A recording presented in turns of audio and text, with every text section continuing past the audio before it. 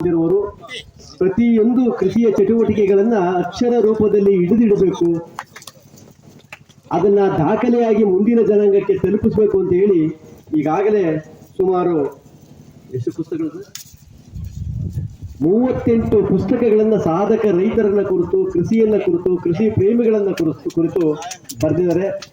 ಇವತ್ತು ಕೂಡ ಅವರು ಬಣ್ಣಾರಿ ಜೈವಿಕ ಸಿರಿ, ಬಣ್ಣಾರಿ ಅಮ್ಮನ್ ಸಕ್ಕರೆ ಕಾರ್ಖಾನೆಯಲ್ಲಿ ತಯಾರಾಗುವ ಅನೇಕ ಸಾವಯವ ಜೈವಿಕ ಗೊಬ್ಬರಗಳ ಕುರಿತ ಒಂದು ಪುಸ್ತಕವನ್ನ ಬರೆದಿದ್ದಾರೆ.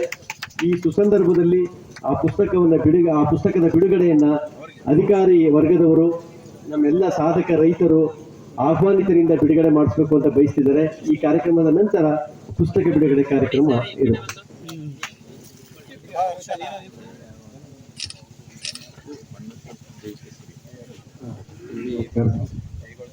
ನಿಮ್ಗೆಲ್ಲ ಆಶ್ಚರ್ಯ ಆಗ್ತಾ ಇರ್ಬೋದು, ಬಣ್ಣಾರಿ ಜೈವಿಕ ಸಿರಿ ಅಂತ ಈಗ ನಮ್ಮ ಹಂಚಿಮನಿ ಸರ್ ಹೇಳಿದ್ರು. ನಾವು ಮಣ್ಣನ್ನು ಉಳಿಸ್ಬೇಕು ಅಂತ, ಮಣ್ಣನ್ನು ಯಾವ ರೀತಿ ಉಳಿಸ್ಬೇಕು ಅಂದ್ರೆ ನಮ್ಮ ರಾಸಾಯನಿಕ ಮುಕ್ತ ಮಾಡೋದ್ರಿಂದ ಉಳಿಸ್ಬೋದು. ಬಟ್ ಈಗ ಆಲ್ರೆಡಿ 60 ವರ್ಷದಿಂದ ಗೊಬ್ಬರ ಹಾಕ್ಬಿಟ್ಟಿದೀವಿ, ಅದನ್ನ ನಾವು ಕಡಿಮೆ ಮಾಡಬೇಕು ಅಂದ್ರೆ ಈಗ ಸ್ವಲ್ಪ ಸಾವಯವ ಕೃಷಿಗೆ ಹೋಗ್ಬೇಕು. ಅದಕ್ಕೆ ಇವತ್ತು ಇವೆಲ್ಲ ಅನ್ಸ್ಬೋದು, ಏನ್ ಬಣ್ಣಾರಿ ಅವ್ರದ್ದು ಪ್ರೈವೇಟ್ ಫ್ಯಾಕ್ಟ್ರಿ ಅವ್ರದ್ದು ಬುಕ್ ಬಿಡುಗಡೆ ಮಾಡ್ತಾ ಇದ್ರ ಅಂತ. ಆದ್ರೆ ಅಲ್ಲಿ ಫೌಂಡ್ರ್ ಬಗ್ಗೆ ಇದ್ರಲ್ಲಿ ಬುಕ್ಕಲ್ಲಿ ಬರ್ದಿದ್ದೀನಿ. ಒಬ್ಬ ರೈತನ ಮಗ ಒಂದು 5 ಫ್ಯಾಕ್ಟ್ರಿ ಓಪನ್ ಮಾಡಿ, ಇಂಜಿನಿಯರಿಂಗ್ ಕಾಲೇಜ್ ಓಪನ್ ಮಾಡಿದ್ದಾರೆ. ಬಟ್ ಯಾವುದೇ ಶುಗರ್ ಫ್ಯಾಕ್ಟ್ರಿ ಅವರು ರೈತರಿಗೋಸ್ಕರ ಸಾವಯವ ಗೊಬ್ಬರನ ತಯಾರು ಮಾಡೋಕ್ಕೆ ಯೂನಿಟ್ ಮಾಡಿರಲಿಲ್ಲ. ಬಟ್ ಇವರು ಒಂದು 30 ವರ್ಷದಿಂದನೇ ಮಾಡ್ಕೊಂಡು ಬಂದಿದ್ದಾರೆ. ನಾನು ಒಂದು 3 ವರ್ಷದಿಂದ ನಮ್ಮ ರಾಧಾಕೃಷ್ಣ ಅವ್ರ ಪರಿಚಯದಿಂದ ಸಾವಯವ ಗೊಬ್ಬರ ಯೂಸ್ ಮಾಡ್ತಾ ಇದ್ದೀನಿ. ಆ ರಿಸಲ್ಟ್ ಚೆನ್ನಾಗಿ ಬಂತು. ಆ ಕಾರಣದಿಂದ ಇವ್ರ ಕುರಿತು ಒಂದು ಪುಸ್ತಕ ಬರ್ದಿದ್ದೀನಿ.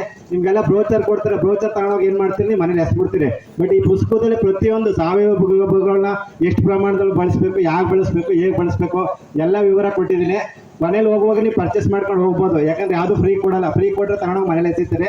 ಈ ಕಾರಣದಿಂದ ಒಂದು ಮಿನಿಮಮ್ ಚಾರ್ಜ್ ಮಾಡಿದ್ದೀವಿ. ನಿಮ್ಗೆ ಆಸಕ್ತಿ ಇದ್ದವ್ರು ಪರ್ಚೇಸ್ ಮಾಡಿ. ಇವತ್ತು ನಿಮ್ಮೆಲ್ಲರ ಸಮ್ಮುಖದಲ್ಲಿ ಒಂದು ಸಾವಯವ ಸಿರಿ ಅನ್ನೋದು ಒಂದು ರಿಲೀಸ್ ಆಗ್ತಿದೆ. ಎಲ್ರಿಗೂ ಹೃತ್ಪೂರ್ವಕ ಧನ್ಯವಾದಗಳು. Thank you.